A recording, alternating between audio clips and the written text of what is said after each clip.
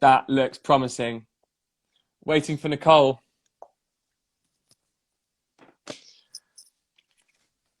Wait no Hey, longer. yay! How are How you? are you? I'm very well. How are you? I'm good. Welcome to sunny California. I know, I know. What's the time there? 11 o'clock? 10 o'clock? It's 11 in the morning, and I'm a night owl. I go to bed around 5 in the morning. So, Oh, well, even we appreciate you being on here so much. yay! No, it's good to see your face. I know it's been a long time. Been a long time. How are you finding the whole lockdown situation? If I'm honest, I don't know if a lot of people know this about me, but I'm such an introvert. So I'm kind of bred for self-isolation, and I'm in my most happy place because I'm constantly traveling. I'm usually like in a new country every day. So to be home Mm. and to be still and to not have any distractions, I'm just like I'm so I've never been more like kind of centered, and so I'm really loving it. I'm FaceTiming with my family. I'm kind of cooking. I'm really obsessed with Instacart. Do you guys have that there? No, no, I don't think so. Well, I don't. Gosh, it's so amazing. You just go on and somebody shops for you at the grocery store, and you just like it's the greatest thing. You're like, what do I want to order? What do I want to eat today? So, and just like exploring, learning all about the endless world of TikTok. Yeah, I know. Are you a big TikToker and dancing and doing all the challenges? Yeah, I've just, got sucked into that, and it's fun because it seems like it's kind of all light and fun, and it's creative, and it's like you can't think too hard about it. You just kind of like You've got to do throw it. throw on some sweats and do it. And how about music? Are you writing? Are you doing sessions on Zoom, or how's it working? Yeah, so I was actually up last night at 1 in the morning working with a friend on a lyric for a song that we wrote. So, which I'm excited. I can't talk about it now, but it's kind of been No. inspired by what's going on now. So, this is why I'm in my most happy place because this is when I get to be the most productive. My house gets to be the most organized and clean, quarantine clean, but get to I get to create from this space. So yeah, I've been writing a lot. Still able, obviously, we get to be at home and Mm. write music. And there's a few projects that I've been procrastinating on for years now. So this is the time where I can kind of You work can on you can think that. about them. But I wanted to now I've got you here, which is just amazing. And obviously the other songs we've always been about new talent, new artists coming through, and then legends like yourself. And we had James Morrison earlier, who obviously have had massive hits, and you have had the most incredible career. I read the other day 54 million singles sold, which is just unbelievable for a girl group, and 16 million singles as a solo artist. And so I want to. Everyone knows your hit songs, but I want to take it right back to the to the beginning and how Mhm. you started out. Where did you go to? How did you train? Like where did you get your musicality from? So I come from very it's so funny because when you say all those statistics and everything, I still think like, oh, I'm just starting out. I'm just beginning. I haven't even started. But I come from a very humble background, and I was just kind of born really shy and awkward. And I think around 4 or 5, I realized I loved music. And then at 6, when I heard Whitney Houston sing, I was like, this is it changed my life. So I couldn't really. I felt I was really lanky and weird, and listening to her sing was like, oh my God, I don't have to speak. Music can be my way of communicating. So I was just obsessed and watched her growing up, and then eventually. We didn't have any money to put me in any lessons or anything. So at a young age, I knew that there was a school downtown where I grew up in Louisville, Kentucky, called the Youth Performing Arts School. So I made sure to put myself in a middle school, magnet middle school, that would allow me to get into that performing arts school. And I got a lot of my training there in high school and did a lot of theater. I love theater, grew up musical theater and theater. And then after that, I went to college for singing and theater. At theater, I was actually a theater major. And then after that, I joined a rock band called Days of the New on Geffen Records. And that was Really? so cool because we toured with bands like Foo Fighters and Bush and things like that. And it was just so different. And Scott Litt produced our album, and I did like all this Celtic chanting stuff. And it was a whole nother experience from going from theaters to like places where people are smoking and standing up. And I'm like, you need to sit down to hear me sing. So I went from that rock band to then coming home and working on a solo thing to finding, my mother was like, you need to audition for this thing called Pop Stars. I see it on TV. And I'm like, Mom, I'm like, I was always goth. And I was like, I'm from the theater and I'm in a rock band. I'm not going to audition for that. But I'm told I auditioned for Pop Stars and earned a part in that group and moved out here, brought me out here to LA. And then from then on, I auditioned as well for the Pussycat Dolls, and the rest is history. It's incredible because you've had such a already just from there. By that point, you had such a diverse career, from a rock band to musical theatre. I can imagine dance was in there somewhere. Yeah, I loved dancing. That wasn't my training or my background. It was just something, I grew up, my mother is a hula dancer, and it was just like, when you come from the background, such an ethnic background, rhythm and movement is just in your soul. So, you learn a little bit of dancing in musical theater. You learn some tapping and some jazz and Fosse. So I had that behind me as well. Yeah. But obviously then the street dance came later. Yeah, the street dance, the hip hop. And your first album was obviously huge with the Pussycat Dolls.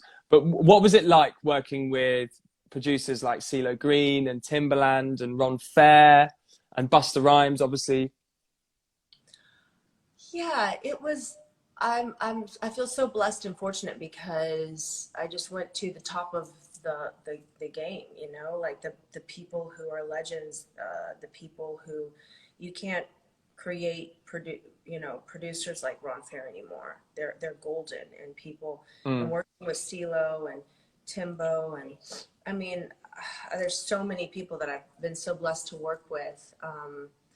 It's just great to be in such good company. I think that it elevates you. I think it pushes you harder and brings out the best in you as an artist. And I really enjoyed doing the PCD albums and being a part of that process, because that's how my brain works. That was my contribution to the group, was the music aspect. Because a lot of people don't know that I had, coming into the Dolls, I had done like 3 albums already, so I had that experience behind me, and being so well versed and rounded in the musical space and different genres, I could come and bring a lot of different things. But it's intimidating to be in the studio with such great producers and artists, but then when you get in there, you just have to go balls to the wall. You have to throw all your ego out the door, and it's just about connecting. And we're all, as you know, like just humans and artists, and we as long as we connect on a real level, we can get the best, most authentic stuff. So what's it like when, obviously we've all heard of CeeLo Green and we've all heard of Timbaland and Ron Fair. What's it like when you go into a session with somebody you don't know, and it's someone you're told is up and coming? Are you as excited? Oh my gosh, are you kidding me?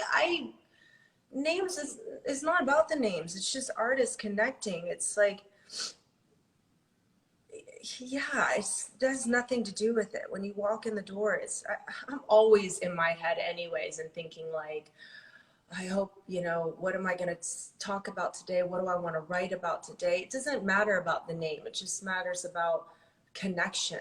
Do you know what's so cool about that? Because there's so many songwriters and producers that watch this every week, and so many people trying to make it, and so many people trying to go. So I think just hearing that will inspire them more to keep going and always, most authentic self. I think Mm, that, you know, I've been a lot, I know that a lot of people have heard Pussycat Doll albums and some of my solo stuff as well.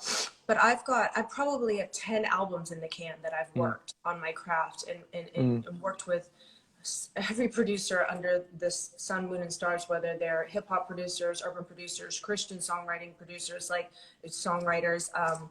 I think it's just all you can do is just show up and just be your most authentic self and be present, be in the moment, and just go off of the vibe. And yeah, I'm trying not to think too hard. I'm an overthinker, but yeah, and jump. do you have a particular favorite from your early repertoire, or a song that sort of you felt was a turning point? For the dolls. But well, for you, for the dolls, for you, for Uh, Sorry, my allergies are full blown right now because LA. So I took my allergy pills, but I've got the sniffles. Do I have a song? I don't know. I mean, I think Donicho was definitely a turning point. I don't think we could have ever predicted how that massive that would blow up. There's so many turning points. I know that. Did you speak to AR? yeah, The other, yeah. We yeah. spoke to AR yesterday. He Mm-hmm. spoke very, very highly of you. Yeah, and I love him. You know, doing Jai Ho with him on that for Slumdog Millionaire, that was a massive turning point. I I was mean, going to say actually, because I've got buttons here, which obviously you wrote, and but the production on buttons, mhm. even though it was in 2005, and Jai Ho was 4 years later, it kind of reminded me of Jai Ho a bit. Well, I think it's because of the drums and the percussiveness, and it's just Yeah, sort of the I, primal I'm feeling. gonna play. I'm gonna play a little bit here so people can hear it. Uh, that was produced by my friend Polo Design, Yeah, Atlanta, and Sean Garrett wrote that song. I was in the studio and I helped pen that song with him. This was so new for us. We were just trying to write the next big hit.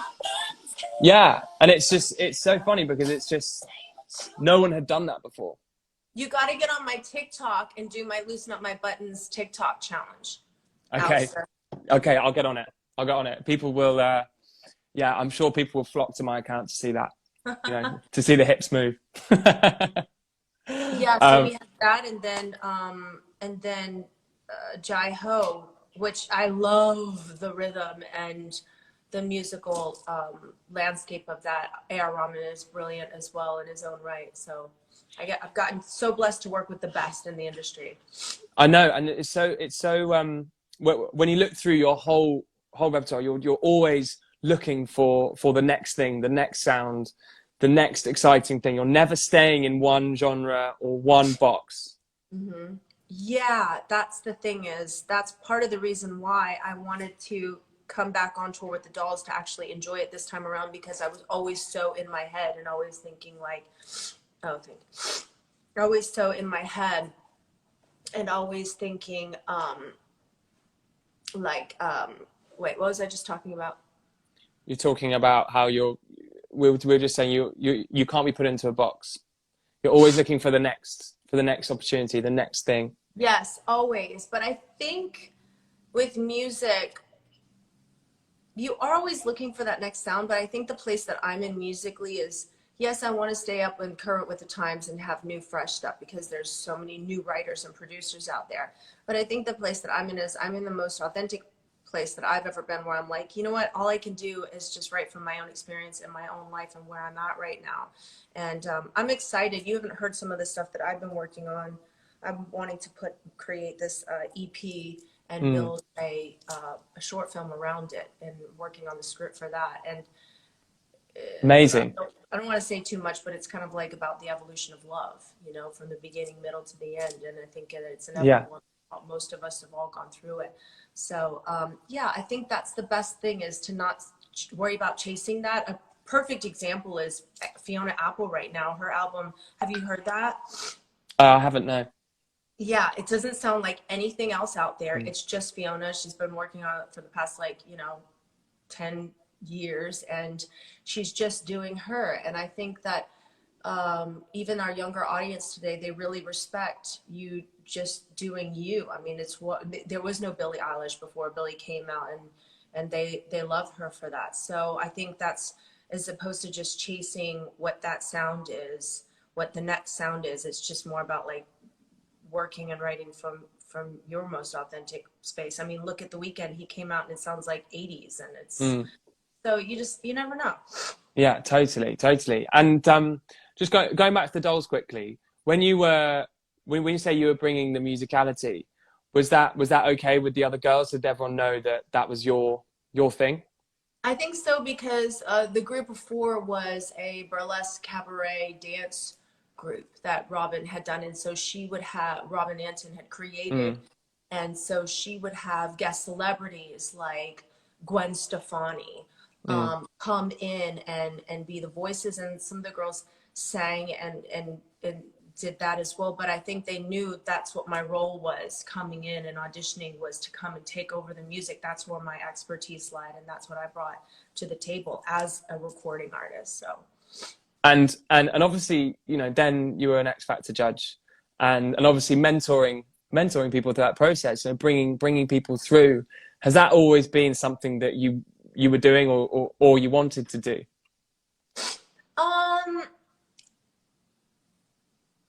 Being on X Factor and being a judge, no, it's not something I always wanted to do. I was like, I wanted to just be on stage and perform. It's like I said, the best way I knew how to communicate was through song and performance. And sometimes like talking and hearing my own voice, I'm like, oh my God, I get so annoyed and I get distracted like I just did now. But where I did love it and I felt that I excelled was being an ambassador for the contestants on the show, because as an artist and having the experience that I'd come from, I felt like I could kind of work with any age group.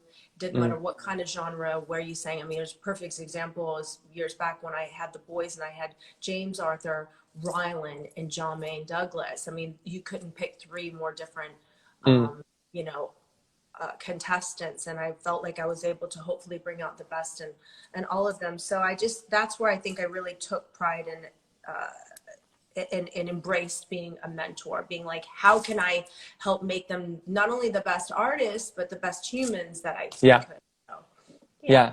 God, I'm that's... not gonna lie, I am the most successful judge on the show. Just to say, Big up, Nicole. A lot of wins.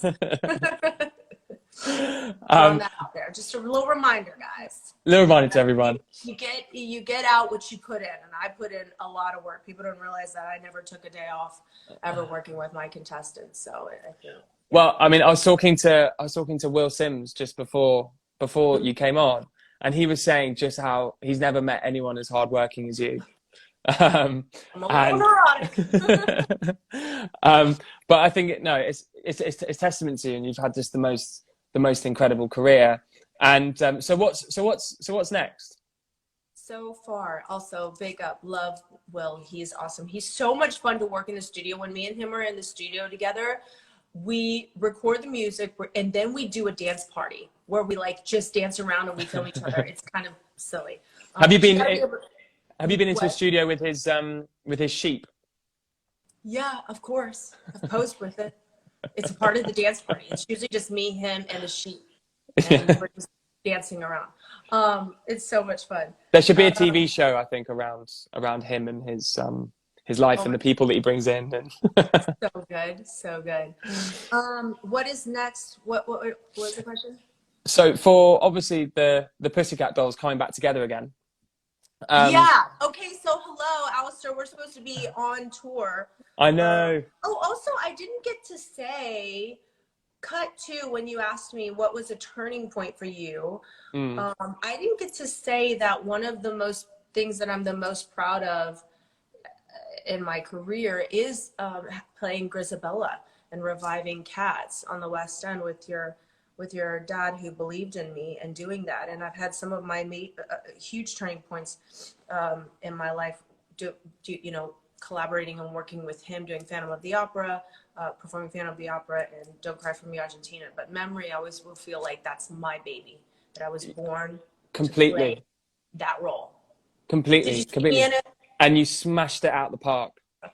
Like completely smashed it out the park. Thank you. I love that. It's like that life was at the time, it was so pinnacle in my life. It was life-saving to me. Okay, wait. We're talking about focus, Nicole. Focus. What We were we love talking? hearing you Oh, sing, by the way. We all, everyone in the comments is like, Nicole, sing for us, sing for us. Just anything. sing. And I rise up, rise like the day. I rise up, rise unafraid. I rise up. Okay, I just want you guys to know I woke up an Yes. hour ago. Woohoo! Flat, but it doesn't matter because it came from the heart. We love it. We love it. Okay, wait. What is next? Okay, so I'm supposed to be on tour. That sounded so crunchy coming out of my face right now, but who cares?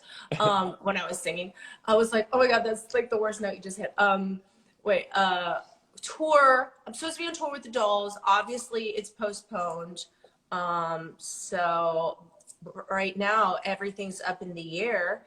I'm writing and still working on music for the Dolls, so I'm Yeah. excited about that.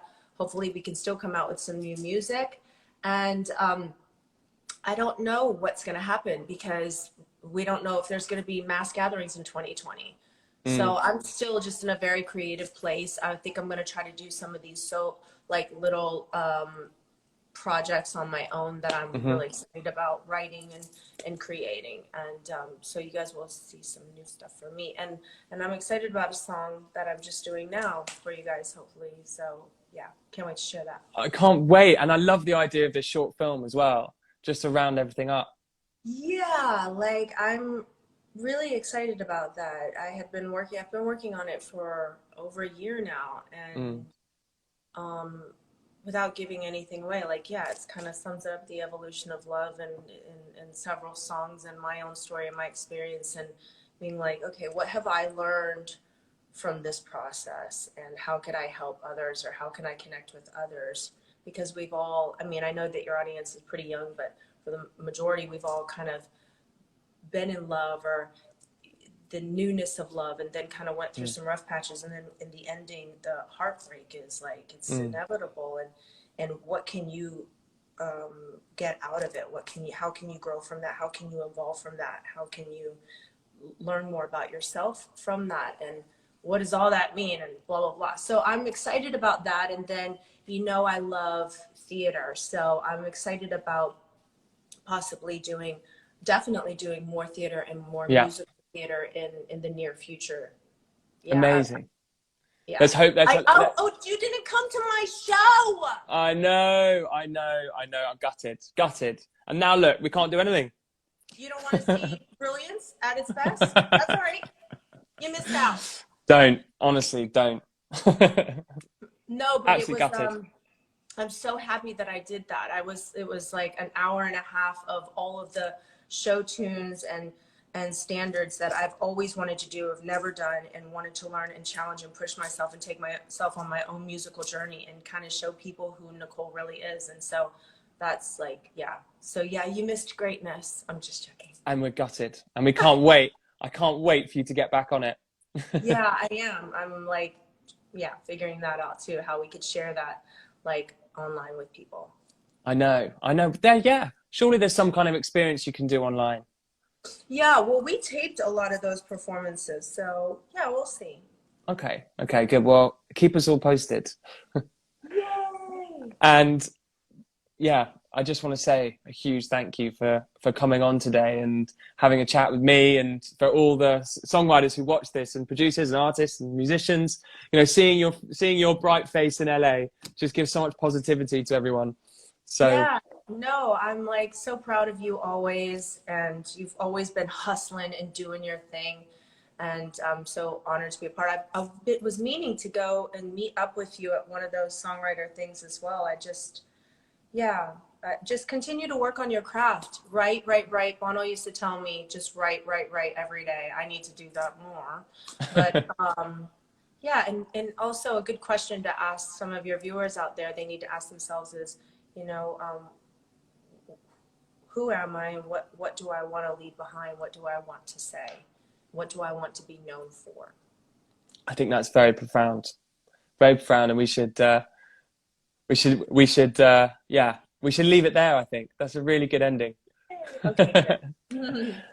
Nicole, thank you so much for coming on and talking to us and giving us incredible insights into your fascinating career. I know you're just getting started, so you probably hate hearing things like that. But it is inspiring for us all and for everyone watching. So thank you so much. Thank you. Hopefully we'll all be together soon. Exactly. We'll see you on the flip side. Yes, you all take care. Thank you so much, Nicole. God bless. Lots of love. See you soon. Lots of love.